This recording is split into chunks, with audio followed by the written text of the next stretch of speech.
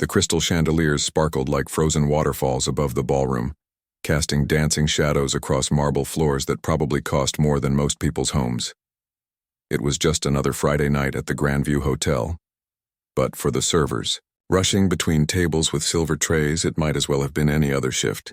Tired feet, fake smiles, and the constant worry about making rent on time. She moved through the crowd like a ghost, refilling champagne glasses and clearing plates that still had food on them. Food that could have fed her for days, just scraped into the trash without a second thought. After 3 years of working these events, she'd learned to make herself invisible.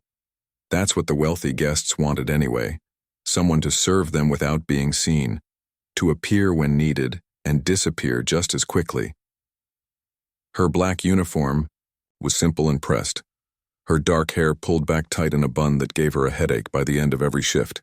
At 28, she looked older than her years, the kind of tired that comes from working 2 jobs and still lying awake at night worrying about money. But she had her reasons, good reasons that made the exhaustion worth it. Her younger brother was in his 3rd year of college studying engineering. He was the first person in their family to make it that far, and she was determined he'd be the first to graduate. After their parents died in a car accident 4 years ago, keeping that dream alive had become her mission, her purpose. Some people climbed mountains or built companies. She worked double shifts and counted pennies. Tonight's event was the annual Philanthropist Gala, which was a fancy way of saying the richest people in the city got together to feel good about themselves. Designer gowns that cost more than a year's rent swished past her. Diamond necklaces caught the light with every turn of a head. The men wore tuxedos that fit so perfectly, they must have been custom-made, probably in Italy or somewhere equally expensive. She tried not to think about it too much, tried not to compare their world to hers. But it was hard when she was serving them champagne that cost more per bottle than her weekly paycheck. Hard when she heard them complaining about their vacation homes needing renovation or their 3rd car breaking down. She'd learned to smile and nod to say yes, ma'am, and right away, sir, without letting her real thoughts show on her face. The ballroom was massive, decorated like something out of a fairy tale. White roses everywhere, their perfume mixing with expensive cologne and the smell of catered food. Round tables draped in silk sat 8 people each, with place settings that included more forks and spoons than seemed necessary for one meal. A stage dominated the far end of the room, and on it sat the most beautiful piano she'd ever seen. A Steinway grand piano, black and glossy, catching the light like it was made of liquid midnight. Her eyes kept drifting back to that piano. She couldn't help it. It pulled at something deep inside her chest, a longing she'd tried to bury years ago. She used to play back when her mother was alive. Her mother had been a piano teacher, giving lessons in their small apartment to neighborhood kids. The upright piano in their living room had been the center of their home, the heart of everything. Growing up, she'd spent hours at that piano. Her mother would sit beside her, correcting her finger position, teaching her to feel the music instead of just playing the notes. They'd worked through classical pieces together, her mother's patience endless even when she struggled. Chopin, Debussy, Rachmaninoff. Names that had meant nothing to her friends but everything to her family. But pianos and concert halls belonged to a different life. After her parents died, reality hit hard and fast. Her brother needed to stay in school. Bills needed to be paid. The piano had to be sold. It broke her heart to watch strangers carry it down the stairs and load it into a truck. But what choice did she have? You can't eat music. You can't pay rent with memories. She'd found work at the hotel shortly after, starting in the kitchen and working her way up to serving at their fancy events. The pay was slightly better, and the tips could be good if she smiled enough and anticipated what people needed before they asked. She'd gotten good at reading people, at knowing when to refill a glass or clear a plate. The other servers were nice enough, though most didn't last long. The work was hard, the hours brutal, and the guests could be demanding. One woman had once sent back her salad 3 times because the lettuce wasn't crisp enough. A man had complained that his water wasn't cold enough, even though ice was literally floating in it. You learned to take it all with a smile, or you found another job, Near the bar, she noticed the evening's entertainment holding court with a group of admirers. The famous pianist they'd hired for tonight's performance. He was in his 50s, with silver hair and the kind of confidence that came from decades of applause. He wore his tuxedo-like armor, and even from across the room she could hear his booming laugh as he told stories about performing in Vienna and Paris. She'd heard he was one of the best, that tickets to his concerts sold out in minutes. The hotel had probably paid him more for this one night than she'd earn in 6 months, maybe a year. The thought should have made her bitter, but mostly it just made her tired. The world wasn't fair. She'd learned that lesson early and hard. The evening rolled on with the usual rhythm. Appetizers, dinner, more champagne than seemed humanly possible to drink. The guests laughed and networked, making deals and sharing gossip. She caught fragments of conversations as she passed. Someone's daughter had gotten into Harvard. Someone else had just bought a yacht. Another couple was renovating their beach house.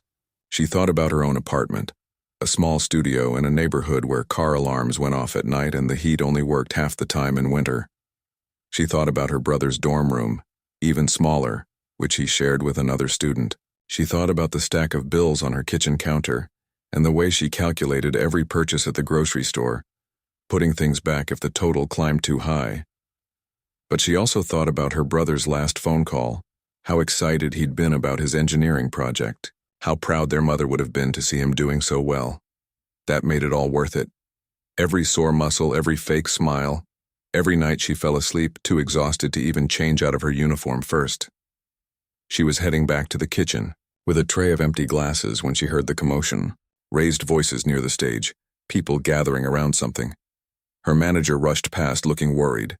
Other servers stopped to crane their necks and see what was happening. The famous pianist was sitting in a chair, his face twisted in pain, cradling his right wrist. Someone had brought ice. The event coordinator was on her phone, pacing back and forth, her voice rising with each call. The guests had stopped their conversations, sensing that something was wrong.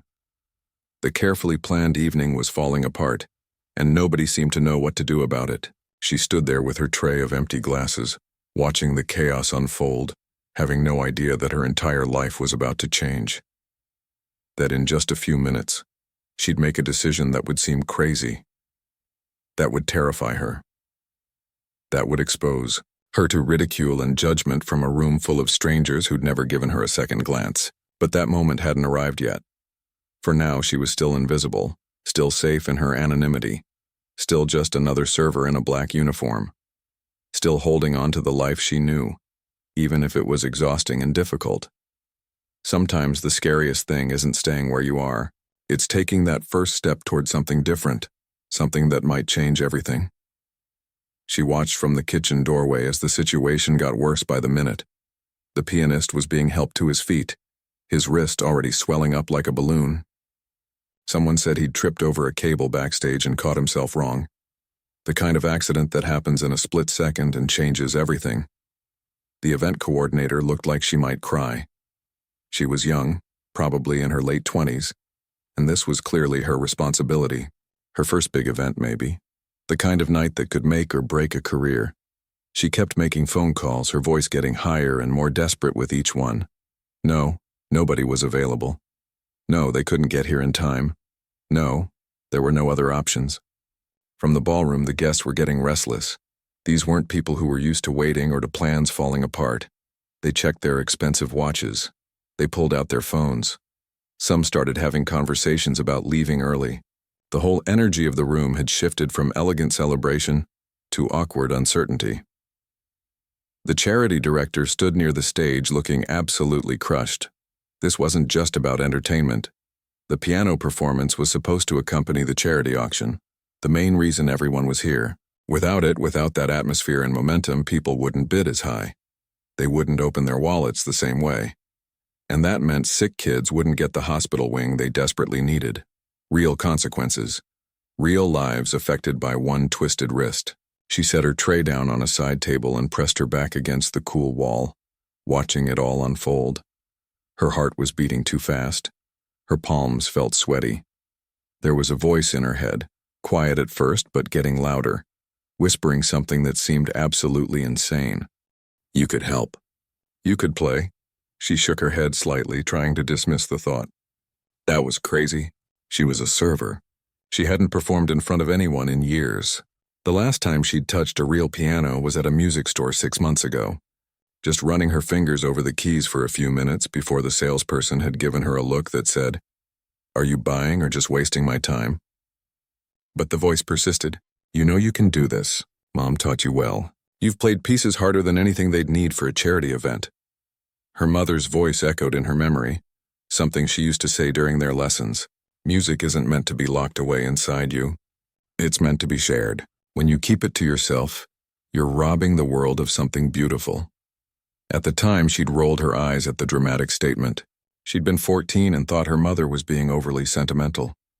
But now, standing here watching the evening fall apart, watching the coordinator make one last desperate phone call, those words hit different. The coordinator hung up and just stood there, defeated. She put her face in her hands for just a second before straightening up, trying to compose herself. She'd have to go tell everyone that the evening was essentially over, that they'd tried everything and come up short. That's when something inside shifted. Maybe it was exhaustion making her reckless. Maybe it was thinking about her mother and what she would have done. Maybe it was seeing all those disappointed faces and knowing that somewhere, kids were waiting for a hospital wing that might not get built now. Whatever it was, her feet started moving before her brain could stop them. She walked toward the coordinator, her legs feeling shaky like she was walking through water. Every step felt surreal. What was she doing? This was insane. These people would laugh at her. They'd think she was delusional. A server thinking she could fill in for a world-famous pianist? The arrogance of it. The stupidity. But she kept walking. "Excuse me," she said quietly when she reached the coordinator. The woman looked at her with red-rimmed eyes, clearly trying not to cry. "Yes, what is it?" Her mouth felt dry. The words stuck in her throat. Around them, she could feel people starting to notice. A few guests had turned to look. Why was the server bothering the coordinator at a time like this? "I can play," she finally managed to say. The coordinator blinked. "What? The piano? I can play it. I mean, I used to play. I'm not professional or anything, but I know the classical pieces. I could do the auction music. I could help?" The coordinator stared at her like she'd spoken in a foreign language. Her expression went from confusion to something like pity. "That's very sweet, but this is a formal event. We need someone with experience." "Professional experience? I understand that, but there's nobody else, right? You called everyone and nobody can get here in time." The coordinator glanced around nervously. More people were watching now. A few of the wealthy guests had moved closer, curious about what was happening. One man in a tuxedo smirked. A woman in a red dress whispered something to her companion, and they both smiled in a way that wasn't kind. "Look, I appreciate the offer," the coordinator said, lowering her voice. "But I can't just put someone up there who, I mean, no offense, but you're a server. These guests paid a lot of money for this evening. They expect a certain caliber of entertainment." The words stung even though they weren't said meanly. They were just facts. This woman was right to be skeptical. Why should she trust a random employee who'd never proven herself? "I know how it looks," she said, trying to keep her voice steady even though her hands were trembling. "But my mother was a piano teacher. She trained me for 15 years. I've played Chopin, Rachmaninoff, Debussy. I can sight read. I can improvise. I can give you 45 minutes of beautiful music that'll make people want to open their wallets. Or you can tell everyone to go home and explain why the charity auction is canceled." The coordinator hesitated. Behind her, the charity director had noticed the conversation and was walking over. He was an older man with kind eyes who'd spent the evening talking passionately about the Children's Hospital project. "What's going on?" he asked. "She says she can play piano," the coordinator explained, her tone making it clear what she thought of the idea. The director looked at her, really looked at her, not through her the way most guests did, actually seeing her as a person. "You play classical piano?" "Yes, sir. My mother taught me. I know it's not what you planned, but I can help. I want to help." A woman in a glittering gold dress laughed out loud nearby. "Oh, this should be entertaining," she said to her companion. The help thinks she's a concert pianist. Her cheeks burned. She wanted to disappear, wanted to take back everything she'd said and go back to being invisible. This was a mistake, a huge, embarrassing mistake that everyone would talk about for weeks. But the director held up his hand. "Hold on," he said. He turned to the coordinator. "Do we have any other options?" "No," the coordinator admitted.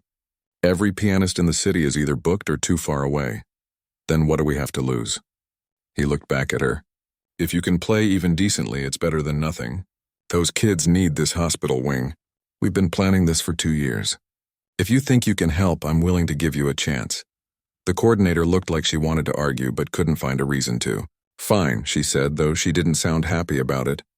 "But if this goes badly, it won't," she heard herself say with way more confidence than she felt. The director smiled, a real smile that reached his eyes. "What's your name?" she told him, and he shook her hand like she was an equal, not just a server. That simple gesture almost made her cry. "Well then," he said, "let's see what you can do." As they walked toward the stage, she became aware of the whole room watching. Hundreds of eyes on her, whispers spreading like wildfire. Some people looked curious. Others looked annoyed. More than a few looked amused, like they were about to witness a train wreck and couldn't wait. The beautiful Steinway piano waited on the stage, gleaming under the lights. The bench sat empty, almost like it was daring her. The walk from the floor to the stage felt like miles. Each step echoed in her head along with a growing chorus of doubt. "What have you done? You're going to humiliate yourself. You haven't played in years. Your fingers will freeze up. You'll forget everything. They'll laugh. They'll mock you. You'll lose your job." But another voice cut through the panic. Her mother's voice, clear as day. "When you sit at that piano, nothing else matters. Not the audience, not your fears, not what anyone thinks. Just you and the music. Let everything else fall away." She reached the stage, climbed the steps, walked to the piano. The spotlight hit her face bright and hot. She couldn't see the audience anymore, just darkness beyond the light. Maybe that was better. She sat on the bench and looked at the keys. 88 keys that held infinite possibilities. Her hands were shaking as she raised them. This was it. The moment of truth. Either she was about to prove herself, or she was about to become a cautionary tale. She took a deep breath, closed her eyes, and let her fingers find their home. Her fingers hovered over the keys like they were afraid to touch them. The piano was beautiful up close, more beautiful than she'd imagined. The black surface was so polished she could see her reflection in it, distorted and unfamiliar. Was that really her? That nervous woman in a server's uniform about to play for a room full of millionaires? The silence in the ballroom was suffocating. She could feel everyone waiting, judging, expecting her to fail. Someone coughed. Another person whispered something. A glass clinked against a table. Every tiny sound felt amplified, like the room was holding its breath just to see her crash and burn. Her mind went blank. Completely blank. Every piece she'd ever learned seemed to have vanished from her memory. What was she supposed to play? She couldn't remember a single note. Panic rose in her chest like water filling up a sinking ship. This was it. This was the humiliation she'd feared. She'd walked right into it with her eyes open. Then, without thinking, her right hand found middle C. Just one note. Simple. Pure. The sound rang out across the silent ballroom, and something inside her shifted. Her fingers remembered even if her mind didn't. They knew what to do. They'd done this 1,000 times before. She started with Chopin. Nocturne in E-flat major, one of the first pieces her mother had taught her when she was 12. Her fingers were stiff at first, uncertain, like they were asking permission. The notes came out careful and quiet, almost apologetic. She could feel the skepticism in the room. Could almost hear people thinking, "See, we knew this was a mistake." But then something happened. Her shoulders relaxed. Her breathing steadied. The muscle memory kicked in, and suddenly she wasn't in the Grandview Hotel ballroom anymore. She was back in her childhood apartment, sitting at the old upright piano with her mother beside her. She could almost smell her mother's perfume, almost feel her gentle hand correcting her posture. The music began to flow instead of stumble. Her fingers found their confidence, moving across the keys with growing assurance. The Chopin piece opened up, blooming like a flower, filling the space with its gentle melancholy. She'd forgotten how good it felt to play, how the music moved through her like breathing, how it was the one thing that had always made sense when everything else was chaos. The ballroom had gone completely silent. Not the awkward waiting for disaster silence from before. This was different. This was the silence of people actually listening, actually feeling something. She transitioned into the next section, her fingers dancing faster now, the melody weaving between her hands like a conversation. The notes rose and fell, building to a crescendo before softening again. Her mother used to say that playing piano was like telling a story without words. You had to make people feel what you couldn't say out loud. When the Chopin piece ended, she didn't stop, didn't look up to see how people were reacting. She was afraid if she broke the spell, she'd lose her nerve completely. So she moved right into Debussy, Clair de Lune, her mother's absolute favorite, the piece they'd played together on her mother's last birthday, just months before the accident. Her eyes stung with sudden tears, but she kept playing. The Debussy was like liquid moonlight cascading through the room in silver waves. Every note held a memory. Her mother's laugh. The way she'd clap when her daughter finally nailed a difficult passage. The pride in her eyes when she'd say, "You're going to be amazing someday." Well, Mom, she thought, I hope you're watching this. I hope you're proud. I'm terrified and my heart is racing and I might pass out when this is over, but I'm doing it. I'm playing. The music swelled, filling every corner of the massive ballroom. She put everything into it. Every exhausting double shift. Every bill she'd worried about. Every night she'd cried from stress. Every moment she'd felt invisible and overlooked. Every sacrifice she'd made. It all poured out through her fingers onto those keys. She could feel the room responding now, even without looking. The energy had completely changed. People weren't checking their phones anymore. They weren't whispering or shifting in their seats. They were still, present, connected to something bigger than themselves. That's what good music did. It reminded people they were human, that they could feel things deeper than their daily concerns about money and status and all the things that seem so important until you really listen to something beautiful. Her mother had taught her that too. She finished the Debussy and paused for just a heartbeat before diving into something more upbeat. Gershwin's Rhapsody in Blue, or at least the piano solo parts she could remember. This was riskier, more jazz-influenced with complex rhythms and unexpected chord progressions. But she'd always loved Gershwin. Loved how he blended classical training with American jazz, creating something entirely new. Her fingers flew across the keys now, confident and bold. The hesitation from the beginning was completely gone. She was in her element, in that rare state where time seems to stop, and nothing exists except the music and the moment. Athletes called it being in the zone. Musicians called it flow. Whatever it was, she was deep in it now. The Gershwin piece demanded technical skill, and she delivered. Her hands crossed over each other, reaching for high notes and low notes in rapid succession. The syncopated rhythms challenged her, but she met them head-on, adding her own little flourishes here and there. Small improvisations that made the piece uniquely hers. She risked a glance up at the audience and immediately wished she hadn't, because what she saw made her heart nearly stop. Every single person was watching her with complete attention. The woman in the gold dress who'd mocked her earlier sat with her mouth slightly open, her champagne glass forgotten in her hand. The skeptical coordinator stood at the side of the room with tears running down her face. The charity director had his eyes closed, swaying slightly to the music. Even the injured pianist, sitting at a table with his wrist wrapped in bandages, was watching her with an expression she couldn't quite read. Not anger or resentment like she might have expected. Something else. Something like recognition. Like he was seeing a fellow musician rather than a server who'd stolen his spotlight. She quickly looked back down at the keys. Don't think about them. Don't think about what this means. Just play. Just finish. She moved into Rachmaninoff next, one of his preludes. This was dangerous territory. Rachmaninoff was technically demanding, emotionally intense, and absolutely unforgiving of mistakes. But she'd always loved the drama of his compositions, the way they built and built until they felt almost too big to contain. Her hands stretched across the keys, hitting the powerful chords that opened the piece. The sound was thunderous, completely different from the gentle Chopin she'd started with.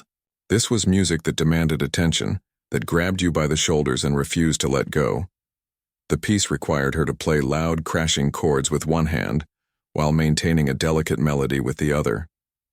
It was like having two conversations at once, each important, each fighting for dominance. She'd struggled with this piece as a teenager, but her mother had been patient. They'd worked on it for months until she finally understood what Rachmaninoff was trying to express. The beauty and the pain of being alive. The way joy and sorrow were often inseparable. She played it all now, holding nothing back. Her fingers ached. Her back hurt from the tension. Sweat dampened her hairline under the hot stage lights. But none of that mattered. She was saying everything she'd kept locked inside for years. Every word she'd swallowed. Every dream she'd set aside. Every moment she'd made herself small and invisible to survive. The Rachmaninoff built to its powerful conclusion, her hands flying across the keys in a final cascade of notes that seemed to shake the air itself. When she hit the last chord, she held it, letting it ring out across the ballroom until it faded into silence. Only then did she stop. Only then did she lift her hands from the keys and sit back, breathing hard, feeling like she'd just run a marathon. Her whole body trembled. Her mind felt empty and full at the same time. She'd just played for maybe 20 minutes straight, though it felt like both seconds and hours. She sat there staring at the keys, not ready to face whatever came next, not ready to see disappointment or pity or worse. For a moment she thought about just running, getting up and rushing off the stage before anyone could react, before they could tell her it wasn't good enough. But then she heard it, a sound that started small and grew, a sound that made her finally look up in disbelief. The sound started with one person, a single pair of hands clapping somewhere in the back of the ballroom. Then another joined in, and another. Within seconds, it grew into something massive, a thunderous wave of applause that seemed to shake the chandeliers above her head. She looked up, stunned, as people began to stand. Not just a few polite guests trying to be nice. Everyone. The entire ballroom rose to their feet like a wave rolling across the ocean. The businessmen in their expensive suits, the women in their designer gowns, the other servers who'd rushed in from the kitchen, all of them standing, all of them clapping, and many of them with tears streaming down their faces. Her breath caught in her throat. This couldn't be real. Things like this didn't happen to people like her. She was nobody, just a server trying to make rent and keep her brother in school. Just someone who'd spent the last 3 years being invisible. How was she supposed to process this? How was any of this actually happening? The charity director was the first to reach the stage. He practically ran up the steps, his face lit up with joy and relief and something that looked like disbelief. He grabbed her hands, both of them, and just held them for a moment like he couldn't find the words. "That was extraordinary," he finally managed to say, his voice thick with emotion. "Do you have any idea what you just did? You saved this entire evening. You saved our hospital wing. You gave everyone something they'll never forget." She tried to respond, but nothing came out. Her throat was too tight. The applause continued, rolling over her in waves. She felt dizzy, overwhelmed, like she might actually faint right there on stage. The event coordinator came next, the same woman who'd been so skeptical just half an hour ago. She wasn't skeptical anymore. Her makeup was ruined from crying, mascara running down her cheeks, but she didn't seem to care. She pulled her into a hug, holding on tight. "I'm so sorry," she whispered into her ear. "I'm so sorry I doubted you. That was the most beautiful thing I've ever heard. I don't even have the words. Thank you. Thank you so much." Then the guests started approaching. Not just one or two, but dozens of them, crowding around the stage like she was a celebrity instead of the person who'd been refilling their water glasses an hour ago. They wanted to know everything. Where had she trained? Who was her teacher? Why wasn't she performing professionally? Why had nobody heard of her before? She answered as best she could, still feeling like she was dreaming. Yes, her mother had been her teacher. No, she'd never gone to conservatory. Life had taken a different turn. She had responsibilities, bills to pay, a brother to support. Music had become a luxury she couldn't afford. A woman in a silver dress pressed a business card into her hand. "I run an arts foundation," she said urgently. "We fund talented musicians who need support. Please call me. We need to talk about your future." An older man who introduced himself as a music professor at the state university looked at her with such intensity it was almost uncomfortable. "You have a gift," he said simply. "A real gift. It would be a crime to let it go to waste. Come see me at the university. We'll figure something out. Scholarship, grants, whatever it takes." The injured pianist made his way through the crowd, still cradling his swollen wrist. She tensed, expecting resentment or anger. She'd essentially taken his job, his moment, his spotlight. But when he reached her, he was smiling. "I've been playing professionally for 30 years, he said, his accent European and refined. "I've performed in the greatest concert halls in the world. But what you just did, that was something special. You didn't just play the notes. You lived them. You felt them. That's rare. That's what separates good musicians from great ones. He leaned in closer, his voice dropping so only she could hear. Don't let them talk you out of this. Don't let anyone convince you that you're not good enough or that you don't deserve this. The world needs musicians who play from the heart, not just from technical training. You have both. Use them. She nodded, unable to speak, her eyes filling with tears. A world-famous pianist was telling her she belonged in his world. How is that possible? The ballroom manager appeared, looking flustered but pleased. The phone is ringing off the hook, he said. 3 different event planners want to book you for their galas. The local news wants to interview you. Someone posted a video on social media and it's already got thousands of views. Her head spun. Social media? News interviews? This was escalating way too fast. Just this morning, she'd been worried about whether she had enough money to fix her car's broken taillight. Now people were throwing business cards at her and talking about her future like she was someone important. The charity director raised his hands, getting everyone's attention. Ladies and gentlemen, he announced, his voice carrying across the ballroom. I think we can all agree that we just witnessed something remarkable. But we're here for a reason. We have children who need a hospital wing, and thanks to this wonderful young woman, I think we're all feeling pretty generous right now. Shall we begin the auction? The crowd cheered. The energy in the room was electric, completely different from the anxious uncertainty of earlier. People were buzzing with excitement, still talking about the performance, still looking at her like she'd done something magical. The auction started, and she watched from the side of the stage, still trying to process everything. The bids came fast and high, people competing with each other to donate more. A weekend at a beach house went for 3 times its estimated value. A dinner with a celebrity chef sparked a bidding war.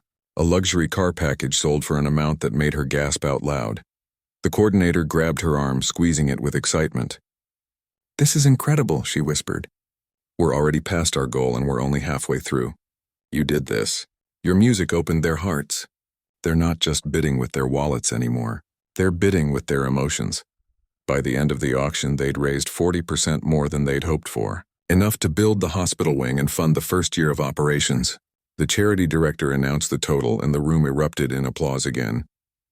People hugged each other. Some cried openly. Years of planning and hoping had finally paid off.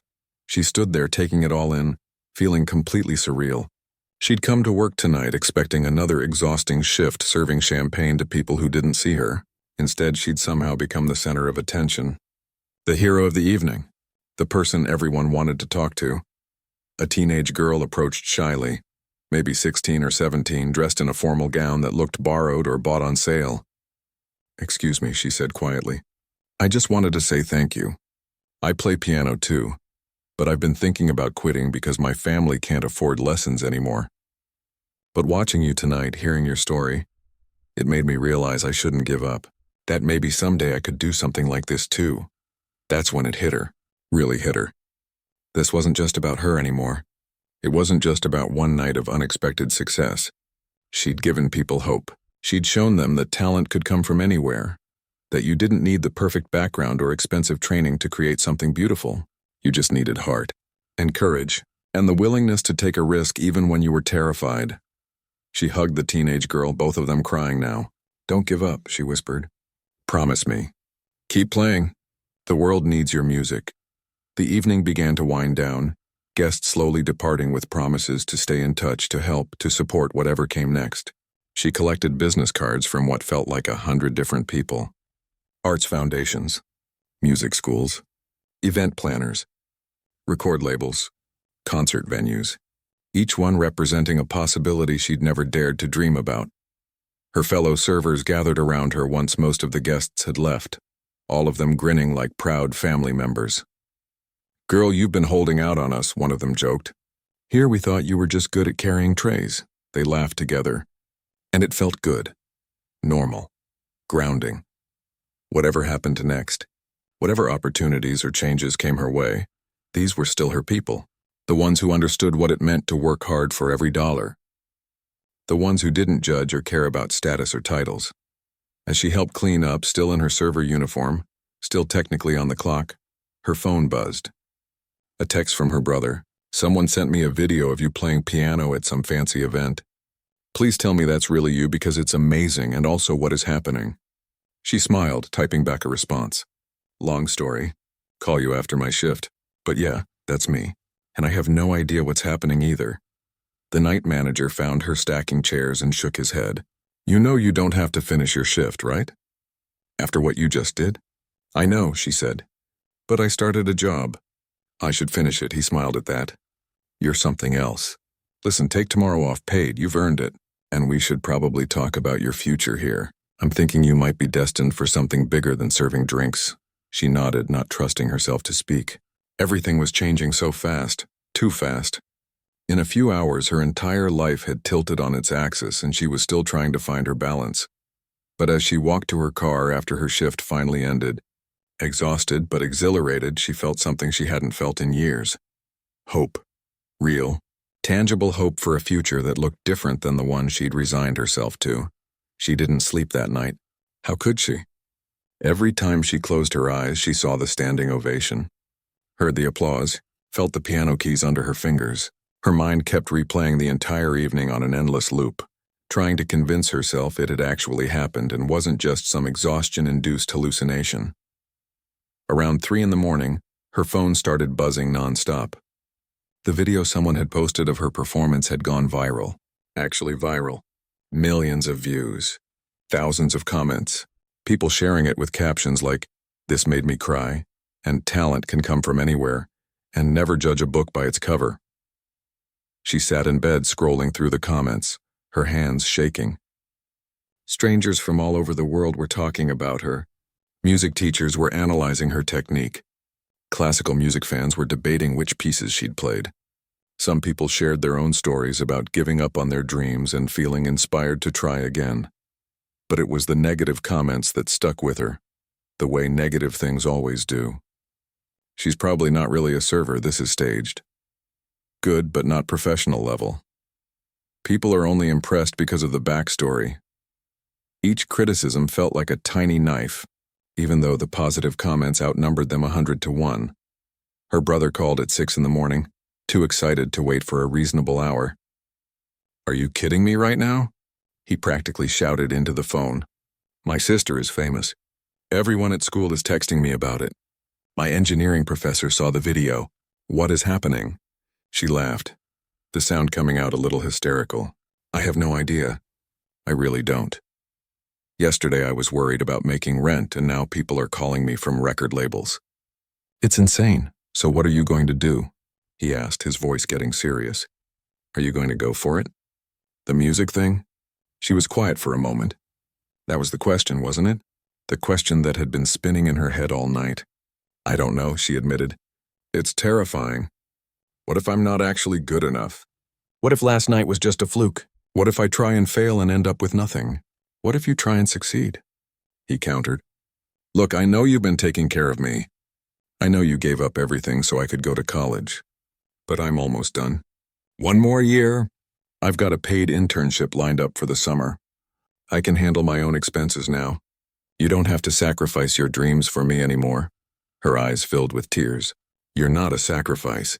You've never been a sacrifice." "I know," he said gently. "But Mom wouldn't want you to give up music forever. She'd want you to try. You know she would." He was right. Her mother would have been furious if she knew her daughter had let fear keep her from even attempting to follow her passion. Her mother had never played it safe. She'd given piano lessons in their tiny apartment when she could have made more money doing something else, simply because she loved teaching music. She'd believed that art mattered, that beauty mattered, that some things were worth doing even if they didn't make financial sense. The next few weeks were a whirlwind.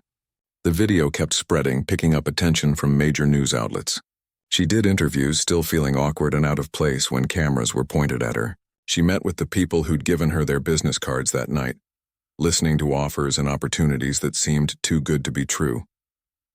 The Arts Foundation wanted to fund her education. The university professor wanted to give her a full scholarship. A music producer wanted to record an album.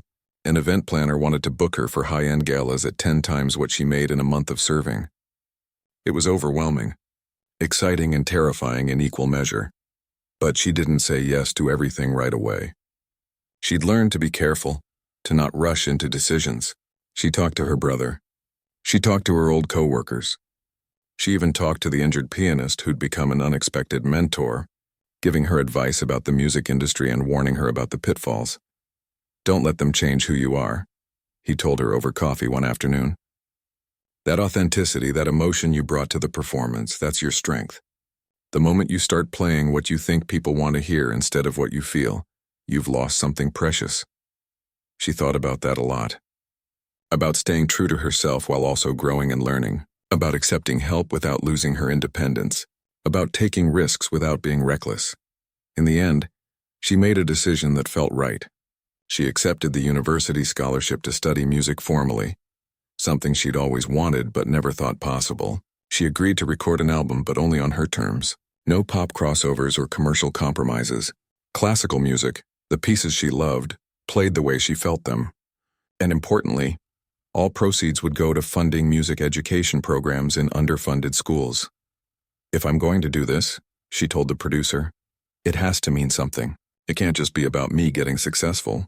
There are kids out there who love music just as much as I did, but they don't have access to instruments or teachers. If my story can help change that, then it's worth it." The producer agreed, probably seeing the marketing potential, but she didn't care about his motives. What mattered was the outcome. Real kids getting real opportunities to learn music. She gave her notice at the hotel, though it was harder than she expected. She'd hated the exhaustion and the dismissive treatment, but she'd also made friends there, learned things about herself, discovered reservoirs of strength she didn't know she had. That job had been part of her journey, and she wouldn't pretend it hadn't mattered. On her last day, her coworkers threw her a small party in the break room. Nothing fancy, just cake from the grocery store and genuine happiness for her success. One of the older servers, a woman who'd been working there for 20 years, hugged her tight. "You give people like us hope," she said. "You showed everyone that we're not just servers or janitors or whatever job we do to survive. We're whole people with talents and dreams.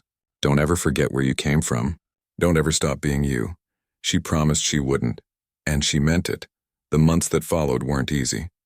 Learning to be a full-time musician after years of working survival jobs took adjustment. She had imposter syndrome constantly, walking into the university and feeling like someone would figure out she didn't belong there. She worked harder than most of her classmates, practicing until her fingers ached, studying theory until her eyes blurred. But slowly she started to believe in herself. Started to accept that maybe she did have something special. Not because she was better than anyone else, but because she'd lived through things that gave her music depth and meaning. Every struggle, every sacrifice, every moment of doubt had become part of her sound. The album took 6 months to record. She insisted on playing several pieces that her mother had loved, dedicating the album to her memory. When it was finally released, titled Never Too Late, it sold better than anyone expected. Classical music wasn't supposed to be popular anymore, but people connected with her story. With the idea that dreams don't have expiration dates, that it's never too late to become who you were meant to be.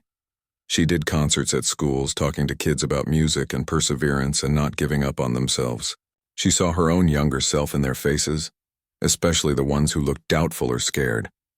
She always made sure to tell them that success doesn't always look the way you expect, that sometimes you have to take the long road, the hard road, but that doesn't make the destination any less beautiful.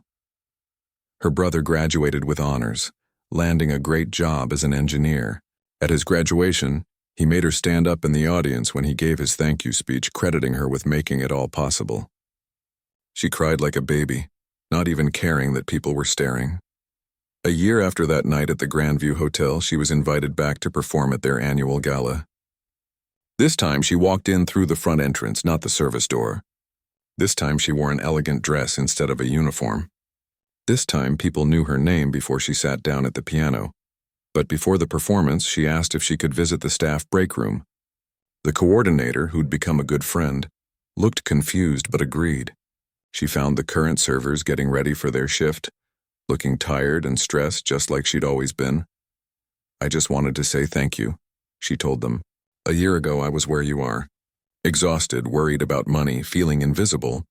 I want you to know that I see you. That you matter, and that you never know when one moment of courage might change everything."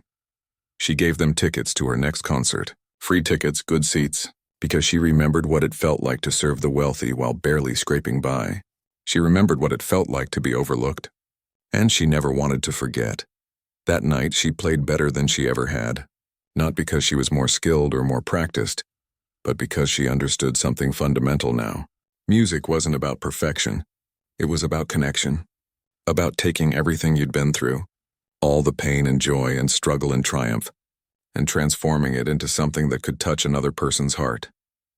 When she finished and stood to take her bow, she looked out at the audience.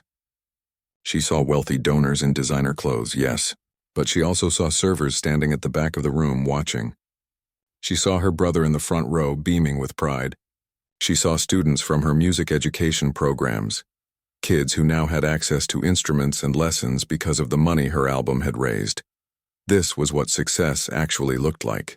Not the fame or the money or the recognition, though those were nice. Real success was knowing that your life had meaning beyond yourself, that you'd used your gifts to make things better, even in some small way. As she left the stage that night, she passed the piano and ran her hand along its smooth surface one more time. She thought about the scared woman who'd approached it a year ago, trembling and unsure, taking the biggest risk of her life. "Thank you," she whispered to that earlier version of herself. "Thank you for being brave.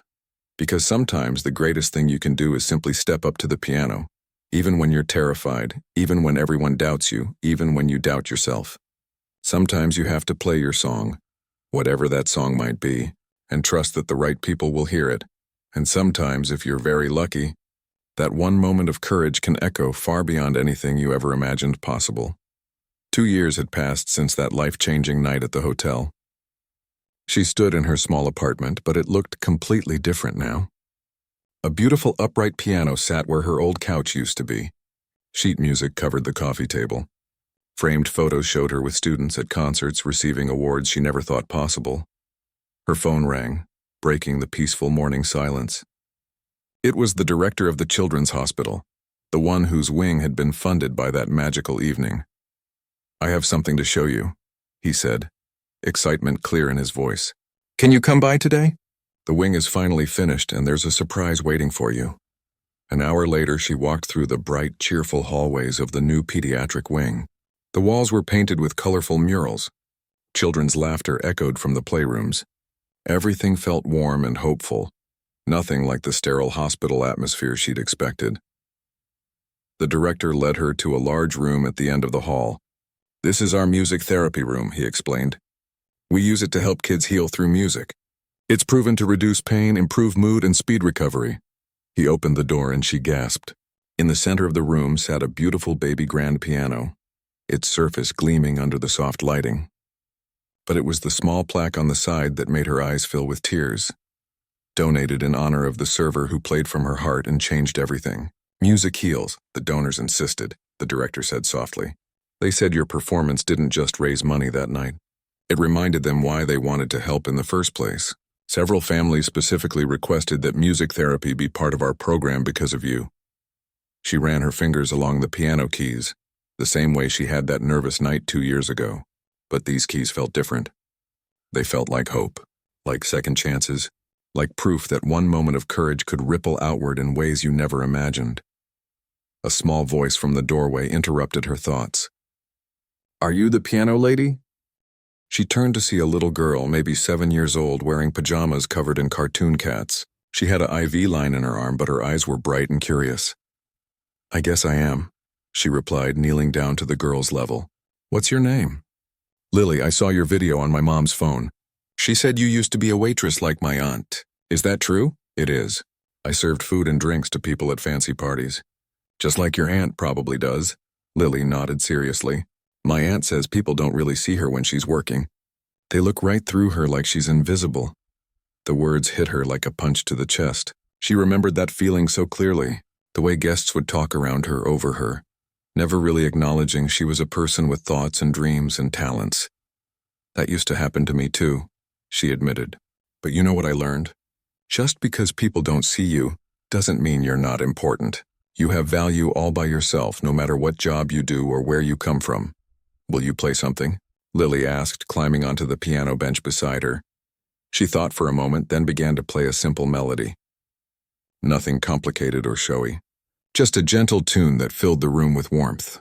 Lily hummed along, completely unself-conscious, lost in the music.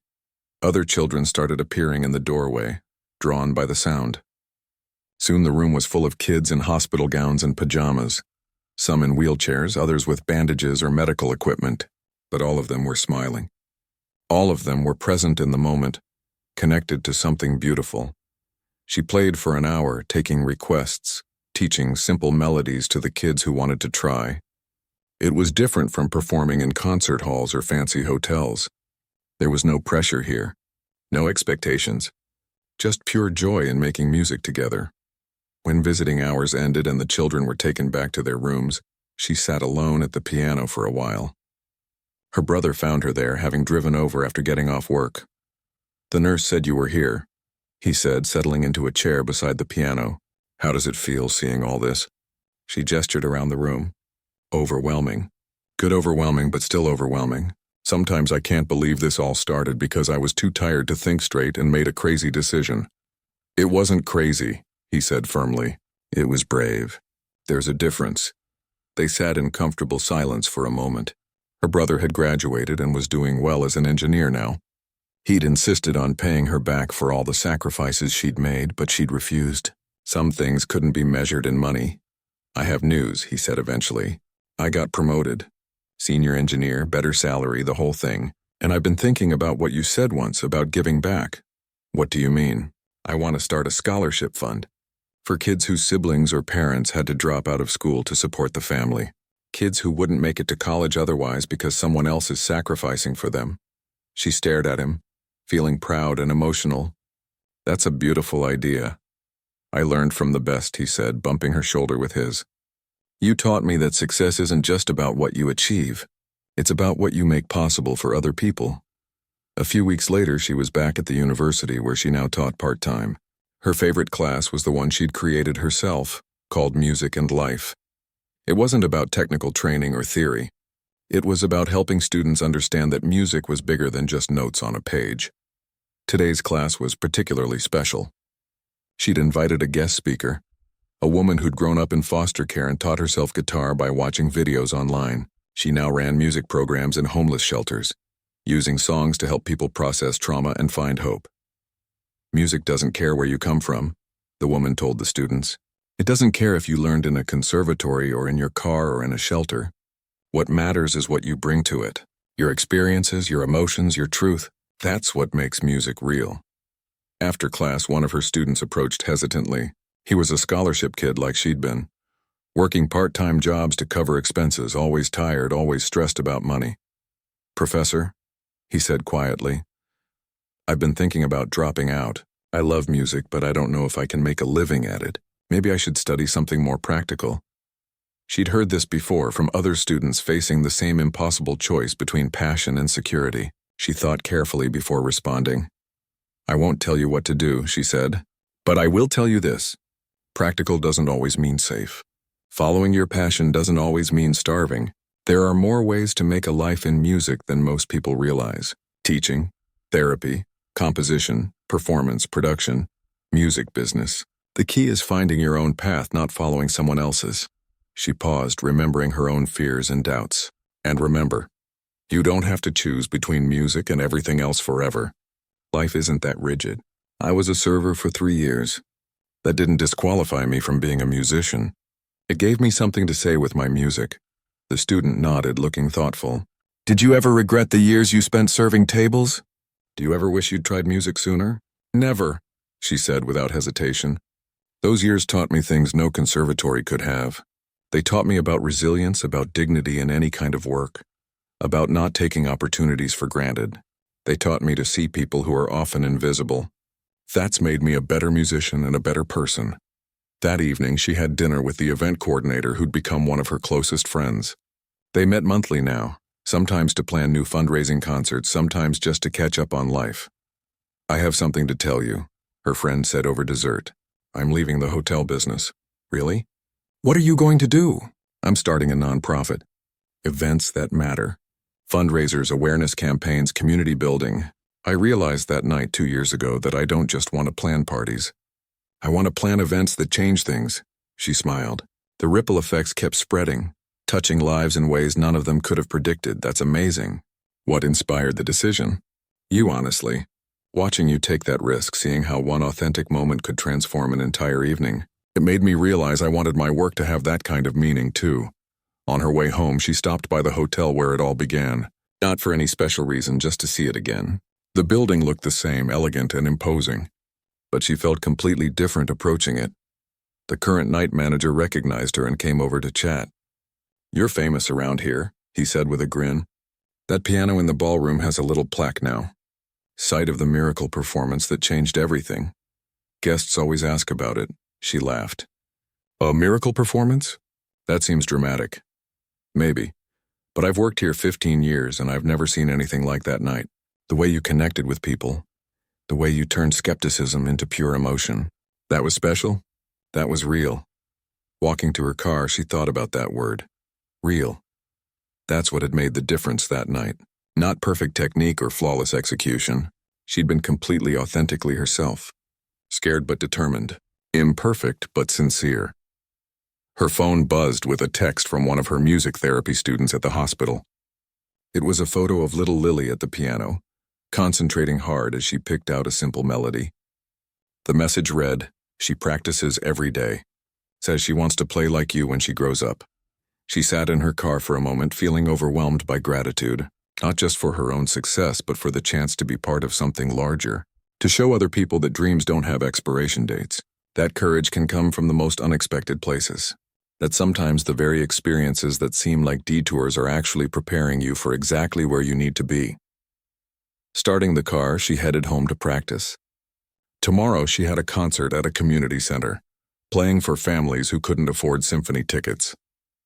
Next week she was recording a new album, this one featuring compositions by students from underfunded schools. The month after that, she was speaking at a conference for working parents who'd given up on their dreams, but were starting to wonder if it might not be too late. The work never stopped, but it never felt like work anymore. It felt like living, like being exactly who she was meant to be, in service to something bigger than herself. As she played that first note 2 years ago, she'd had no idea she was starting a symphony. But that's how change happens sometimes. One note becomes a melody, one melody becomes a song, one song becomes a concert, one concert becomes a movement.